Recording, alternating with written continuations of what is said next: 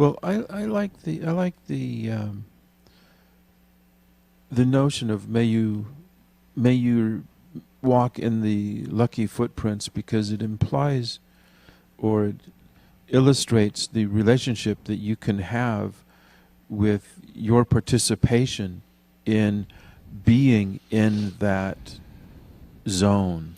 Yeah, what they say is in baseball, a pitcher throws or pitches a perfect game, or there's the perfect storm, the perfect life. It's not a life where you're doing good, I'm a good do-gooder, That's not a perfect life. Perfect life is a life that's lived right to the exact fullness and in the footsteps, in the footsteps of the best that life can be lived. In other words, you lived it to the best. You lived at the highest possible level.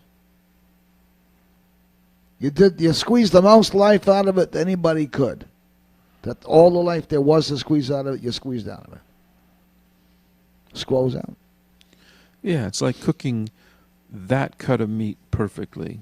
A bunch of years ago, I had a friend, Isaac.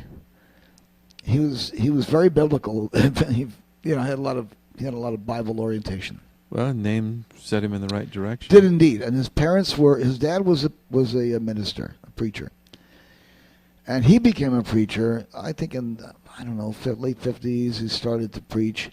As I remember, it was like 59, something like that. But he became known as Reverend Ike, the money guru in the 60s. Let me tell you something. He never suggested that people be greedy and grab money and all this thing, or be a money creeper, or whatever. That wasn't his intent. What he said, his simple message was, success is not a sin. To be a successful business person is not sinful. It's not a sin to be successful. It's not a sin to be smart or successful or prosperous. And if you share that success, there is no danger whatever that you would be spiritually damaged by the success if you share it. Keep it all for yourself. You should be dinged for that. That's stupid and mean.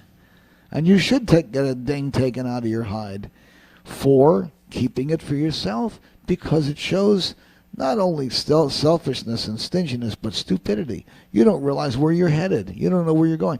Do you realize that all the people that you've ever met, you're going to be seeing again and again, and all of them, and again. And the ones you've wronged, you'll be running into them too, again and again and again, and you'll be in constant encounter with them.